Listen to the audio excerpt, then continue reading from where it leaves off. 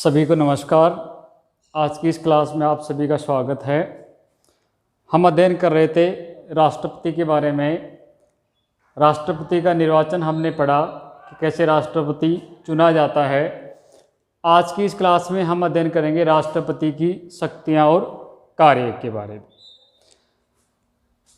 संविधान के अनुसार राष्ट्रपति देश का सर्वोच्च पदाधिकारी होता है। राष्ट्रपति की शक्तियों को दो भागों में बांटा जा सकता है, एक सामान्यकालीन शक्तियां और दूसरी आपातकालीन या संकटकालीन शक्तियां या कार्य। सर्वप्रथम हम देखते हैं सामान्यकालीन।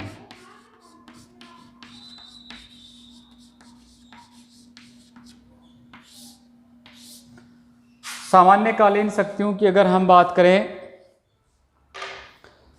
तो कार्यपालिका अथवा प्रशासनिक शक्तियां हम सर्वप्रथम देखते हैं कि कार्यपालिका के संबंध में या प्रशासन के संबंध में राष्ट्रपति को क्या अधिकार प्राप्त हैं।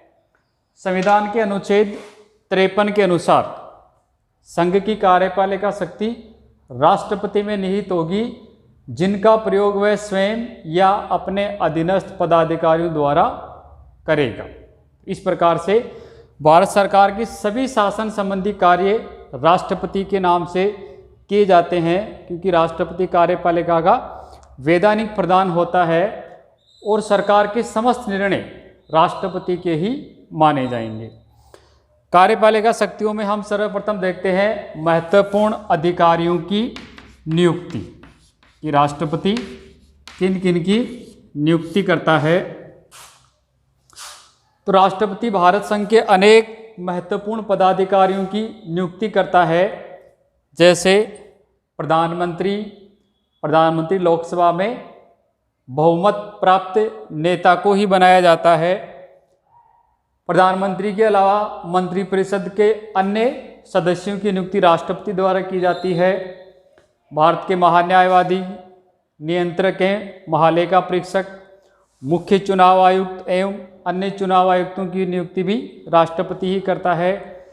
साथ ही संघ लोक सेवा आयोग के अध्यक्ष व सदस्यों की, राज्यों के राज्यपालों की, वित्त आयोग के अध्यक्ष व सदस्यों की, सर्वोच्च न्यायालय एवं उच्च न्यायालय में मुख्य न्यायाधीश तथा अन्य न्यायाधीश आदि की नियुक्ति राष्ट्रपति करता है। इस प्रकार महत्वपूर्ण जो पदाधिकारी हैं उनकी नियुक्ति राष्ट्रपति के द्वारा की जाती है।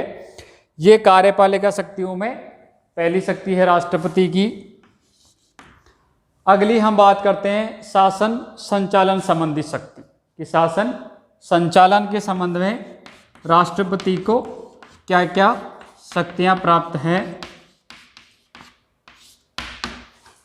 शासन संचालन में हम देखें तो राष्ट्रपति ऐसे नियम बना सकता है जिससे केंद्र सरकार सहज रूप से कार्य कर सके, यानी केंद्र सरकार के कार्यों में आसानी आए, ऐसे राष्ट्रपति नियम बना सकता है।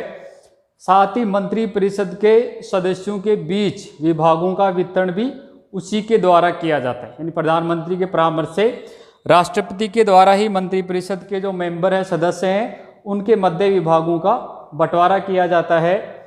वह स्वयं द्वारा नियुक्त प्रशासकों के द्वारा केंद्र शासित प्रदेशों का प्रशासन सीधे संभालता है। जो केंद्र शासित प्रदेश है उनका नियंत्रण सीधे राष्ट्रपति के हाथ में होता है। तो इस प्रकार से शासन संचालन के संबंध में भी राष्ट्रपति को शक्तियां प्राप्त है। आगे हम देखते हैं वैदेशिक क्षेत्र में शक्तियां।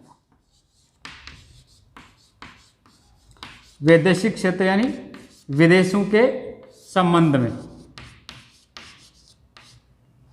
तो राष्ट्रपति भारत संघ का वैधानिक प्रधान होने के नाते उसे अंतर्राष्ट्रीय मंचों व मामलों में भारत का प्रतिनिधित्व राष्ट्रपति ही करता है।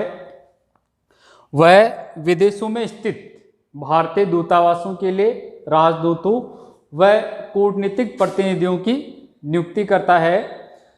विदेशों से संधियां और समझौते भी राष्ट्रपति के नाम से ही किए जाते हैं। हालांकि संसद द्वारा इनकी स्वीकृति आवश्यक है, लेकिन जो भी संधि समझौते विदेशों में किए जाते हैं वे सभी राष्ट्रपति के नाम से ही किए जाते हैं। अगली शक्ति हम देखें सैन्य क्षेत्र में शक्ति, सैन्य क्षेत्र में भी राष्ट्रपति को महत्वपूर्ण शक्तियां प्राप्त है। राष्ट्रपति भारत की समस्त सेनाओं का प्रधान सेनापति है। वह थल सेना, जल सेना व वायु सेना के प्रमुखों की नियुक्ति करता है। प्रतिरक्षा सेवाओं, युद्ध और शांति आदि के विषय में कानून बनाने की शक्ति केवल संसद को प्राप्त है। अतः राष्ट्रपति संसद की स्वीकृति के बिना न तो युद्ध की घोषणा कर सकता है और न ही सेनाओं का प्रयोग कर सकता है। तो राष्ट्रपति की शक्ति के पीछे है वो संसद है। संसद की स्वीकृति या सहमति से राष्ट्रपति इन सभी शक्तियों का प्रयोग करता है। इस प्रकार से ये राष्ट्रपति की कार्यपालिका या प्रशासनिक शक्तियां हैं। अगली शक्ति हम देखें विधायी शक्तियां। विधायी यानी कानून निर्माण के संबंध में।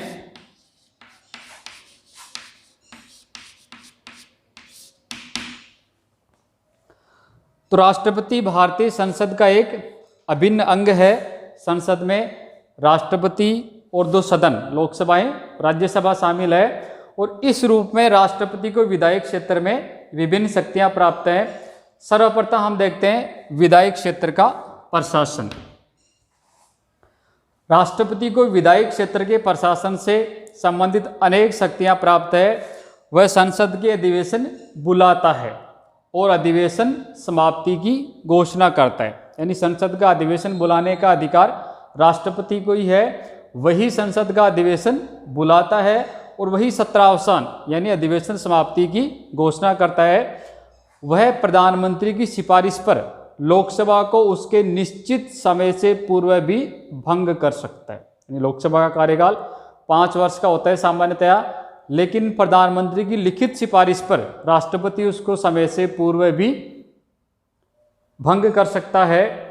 साथ ही संसद के अधिवेशन के प्रारंभ में राष्ट्रपति दोनों सदनों की संयुक्त बैठक को संबोधित करता है। प्रत्येक वर्ष के पहले अधिवेशन में राष्ट्रपति संसद को संबोधित करता है। राष्ट्रपति के संबोधन में सामान्यतया शासन की नीतियों की घोषणा की जाती है।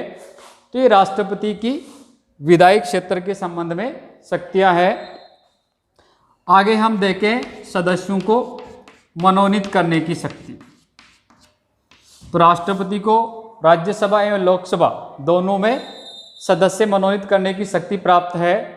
सर्वप्रथम हम देखें राज्यसभा में, तो राज्यसभा में राष्ट्रपति 12 सदस्यों को मनोनीत कर सकता है। ये 12 सदस्य साहित्य, कला, विज्ञान आदि के क्षेत्र में उल्लेखनीय उपलब्धि प्राप्त करने वाले होते हैं, जिनको राष्ट्रपति राज्यसभा में सीधे मनोनीत करता है। साथ ही वह लोकसभा में 2 आंग्ल भारतीयों को भी मनोनीत करता है। अगर राष्ट्रपति को लगे कि लोकसभा में आंग्ल भारतीय समुदाय का पर्याप्त प्रतिनिधित्व नहीं है, तो वह 2 आंग्ल भारतीय सदस्यों को लोकसभा में मनोनीत कर सकता है। तो इस प्रकार से सदस्यों को मनोनीत करने के संबंध में भी राष्ट्रपति को शक्तियां प्राप्त है। आगे हम देखते हैं विधेयक पर निषेधाधिकार का प्रयोग।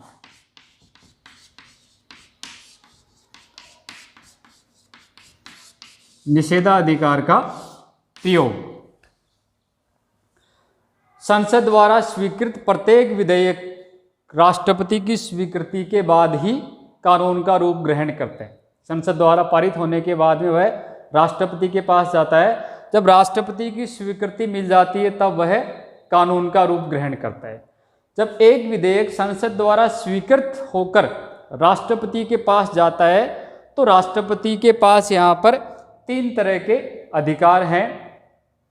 पहला है कि वह विधेयक को अपनी स्वीकृति दे सकता है। विधेयक को स्वीकृति देते ही वह कानून का रूप धारण कर लेता है। दूसरा, राष्ट्रपति के पास अधिकार है कि वह विधेयक पर अपनी स्वीकृति सुरक्षित रखता है, यानी ना तो उसको अस्वीकार करता है ना ही स्वीकार करता है, उसके ऊपर अपना निर्णय है वो पेंडिंग रख लेता है।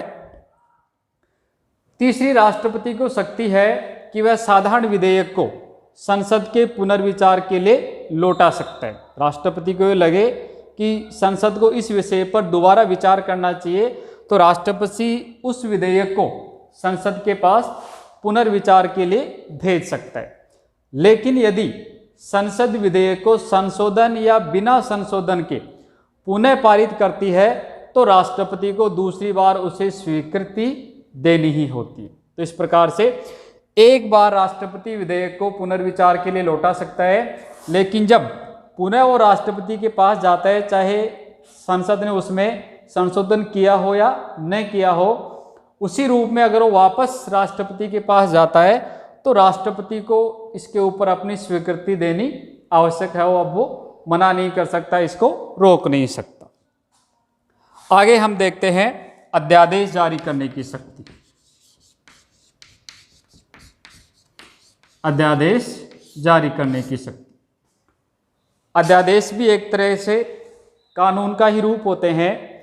जिस समय संसद का अधिवेशन न हो रहा हो, कानून निर्माण करने का कार्य संसद करती है, लेकिन जिस समय संसद का अधिवेशन न हो रहा हो उस समय राष्ट्रपति को अध्यादेश जारी करने का अधिकार प्राप्त है। यह अध्यादेश संसद का अधिवेशन प्रारंभ होने के 6 सप्ताह बाद तक लागू रहेंगे। जैसे ही संसद का अधिवेशन प्रारंभ होगा तो उसके 6 सप्ताह बाद तक की इनकी वैधता है, लेकिन संसद चाहे तो उसके द्वारा इस अवधि से पूर्व भी इन अध्यादेशों को समाप्त किया जा सकता है। तो इस प्रकार से जब संसद का अधिवेशन न हो रहा हो उस समय राष्ट्रपति अध्यादेश जारी कर सकता है। तो ये राष्ट्रपति की विधायी शक्तियां हैं। अब हम आगे देखते हैं वित्तीय शक्ति। वित्तीय क्षेत्र में राष्ट्रपति को क्या क्या शक्तियां प्राप्त है।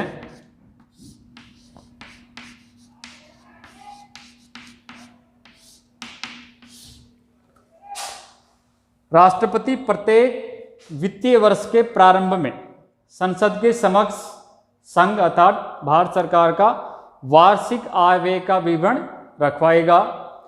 वित्त से संबंधित कोई भी विधेयक राष्ट्रपति की पूर्व स्वीकृति के संसद में प्रस्तुत नहीं किया जा सकता। यानी वित्त विधेयक है उसके ऊपर राष्ट्रपति की पूर्व स्वीकृति आवश्यक है। राष्ट्रपति की स्वीकृति के बाद ही वह प्रस्तुत किया जाएगा।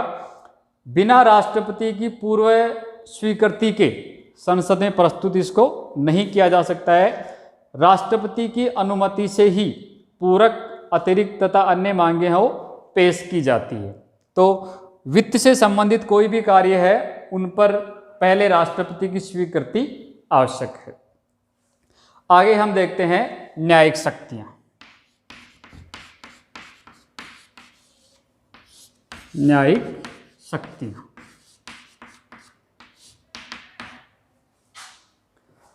राष्ट्रपति को कुछ न्यायिक शक्तियां भी प्रदान की गई है। वह उच्चतम तथा उच्च न्यायालयों के न्यायाधीशों की नियुक्ति करता है।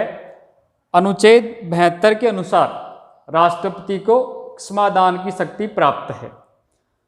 न्यायिक शक्ति के अंतर्गत दंड प्राप्त व्यक्तियों को राष्ट्रपति क्षमा कर सकता है, उनको क्षमा प्रदान कर सकता है, या दंड को कुछ समय के लिए स्थगित करने का अधिकार भी राष्ट्रपति को प्राप्त है। तो इस प्रकार से न्यायिक क्षेत्र के संबंध में भी राष्ट्रपति को क्षमादान की शक्ति प्राप्त है। ये सभी शक्तियां राष्ट्रपति की सामान्यकालीन शक्तियां हैं। अब हम आगे देखते हैं संकटकालीन या आपातकालीन शक्तियां। महत्वपूर्ण है आपातकालीन शक्तियां या संकटकालीन शक्तियां भी हम इनको कह सकते हैं। संकट की स्थिति में, आपात की स्थिति में राष्ट्रपति इनका प्रयोग कर सकता है। संकट की स्थिति का सामना करने के लिए संविधान द्वारा राष्ट्रपति को विशेष शक्तियां प्रदान की गई है। राष्ट्रपति 3 तरह के आपात की घोषणा कर सकता है। सर्वप्रथम हम देखते हैं अनुच्छेद 352 के तहत राष्ट्रीय आपातकाल, यानी राष्ट्रीय आपात की राष्ट्रपति घोषणा कर सकता है,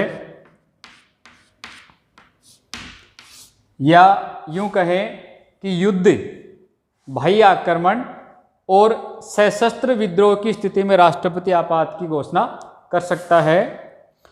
मूल संविधान के अनुच्छेद 352 के अनुसार यदि राष्ट्रपति को यह समाधान हो जाए, राष्ट्रपति को यह लगे कि युद्ध, बाहरी आक्रमण या आंतरिक अशांति के कारण भारत या उसके किसी भाग की शांति या व्यवस्था नष्ट होने की आशंका है, तो राष्ट्रपति आपातकाल की घोषणा कर सकता था। ये मूल संविधान में ऐसा प्रावधान था।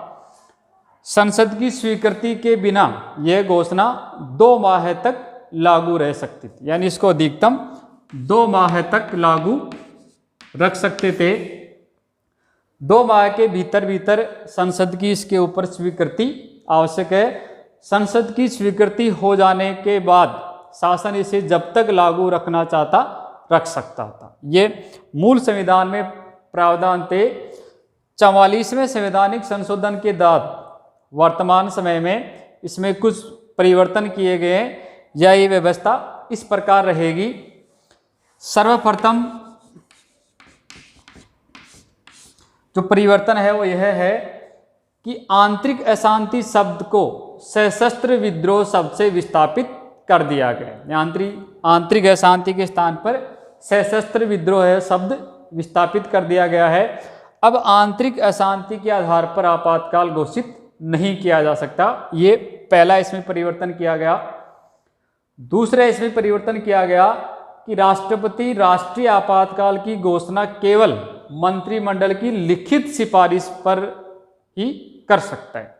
पहले प्रधानमंत्री अगर कहते राष्ट्रपति को, तो राष्ट्रपति आपातकाल की घोषणा कर सकता था, लेकिन 44वें संविधान संशोधन के द्वारा ये बदला गया कि मंत्रिमंडल की लिखित सिफारिश प्राप्त होगी तब ही राष्ट्रपति आपातकाल की घोषणा हो लागू करेगा। तो इस प्रकार से इसमें कुछ परिवर्तन हुए हैं। तीसरा इसमें परिवर्तन हुआ है कि घोषणा के 1 माह के अंदर संसद के विशेष बहुमत, पहले 2 माह था, अब 44वें संशोधन के द्वारा 1 माह के अंदर अंदर संसद के विशेष बहुमत अर्थात पृथक संसद के दोनों सदनों के कुल बहुमत एवं उपस्थित और मतदान में भाग लेने वाले सदस्यों के 2/3 बहुमत से इसकी स्वीकृति आवश्यक होगी और इसे लागू रखने के लिए प्रत्येक 6 माह बाद स्वीकृति आवश्यक होगी। पहले एक बार स्वीकृति मिलने के बाद में ये अनंत काल तक लागू हो सकता था, लेकिन अब इसमें परिवर्तन किया गया है कि एक बार में इसको 6 माह के लिए ही आगे बढ़ाया जा सकता है। 6 माह बाद इसकी पुनः संसद की स्वीकृति है आवश्यक है। चौथा इसमें परिवर्तन किया गया कि लोकसभा में उपस्थित एवं मतदान में भाग लेने वाले सदस्यों के साधारण बहुमत से आपातकाल की घोषणा हो समाप्त की जा सकती है। यानी आपातकाल को समाप्त करने के लिए केवल लोकसभा है वो साधारण बहुमत से प्रस्ताव पारित करे तो आपातकाल हो समाप्त किया जा सकता है। तो ये राष्ट्रीय आपातकाल या युद्ध, बाहरी आक्रमण एवं सशस्त्र विद्रोह के कारण आपातकाल है। इसमें 44वें संविधान संशोधन द्वारा ये परिवर्तन किए गए हैं। अब तक राष्ट्रीय आपातकाल है वो 3 बार लग चुका है, यानी 3 बार इसका प्रयोग किया गया है। सर्वप्रथम 1962 में चीनी आक्रमण के कारण, 1962 में चीन के द्वारा आक्रमण किया गया था, तब पहली बार राष्ट्रीय आपातकाल हो घोषित किया गया था। दूसरा प्रयोग 1971 में पाकिस्तान के आक्रमण के कारण, और तीसरा आपातकाल 1975 आंतरिक अशांति के कारण।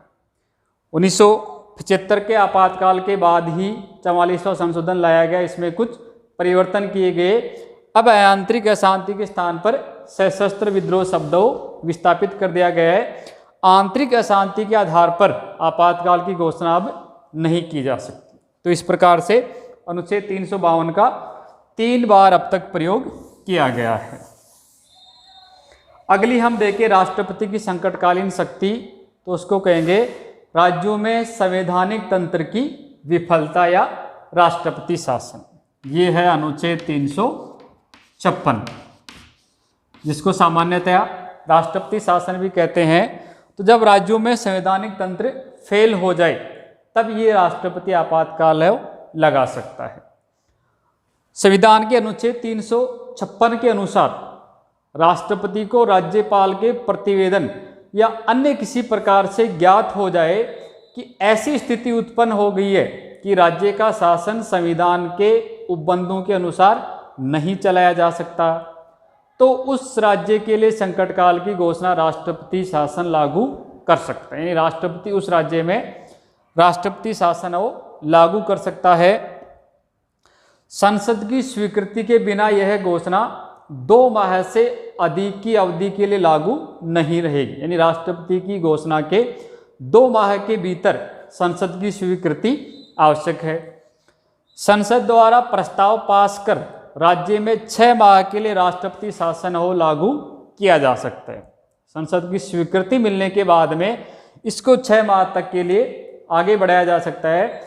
इस प्रकार का प्रस्ताव संसद के दोनों सदनों द्वारा अलग अलग अपने साधारण बहुमत से पास किया जाना आवश्यक है। तो इस प्रकार से अनुच्छेद 356 के तहत राज्य में संवैधानिक तंत्र विफल होने पर राष्ट्रपति आपातकाल की घोषणा कर सकता है, लेकिन राष्ट्रपति शासन अधिकतम 3 वर्ष के लिए ही लागू किया जा सकता है।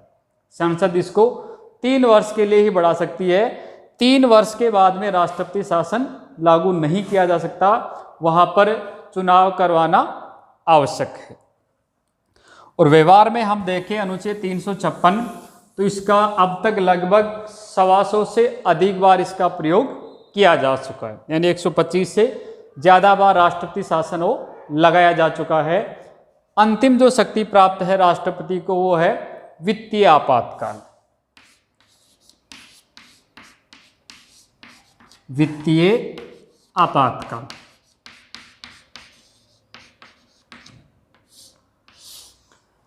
यह शक्ति संविधान के अनुच्छेद 360 के अनुसार राष्ट्रपति को प्रदान की गई है। तो अनुच्छेद 360 के अनुसार जब राष्ट्रपति को यह विश्वास हो जाए कि ऐसी परिस्थितियां उत्पन्न हो गई है कि जिससे भारत की वित्तीय स्थायित्व या साख को खतरा है, तो वह वित्तीय आपातकाल की घोषणा कर सकता है। देश में अब तक वित्तीय संकट की घोषणा नहीं की गई, यानी ऐसा समय नहीं आया है कि राष्ट्रपति को वित्तीय आपातकाल की घोषणा करनी पड़े। तो इस प्रकार से राष्ट्रपति की संकटकालीन शक्तियां या आपातकालीन शक्तियां हैं। आज की क्लास में इतना ही। धन्यवाद।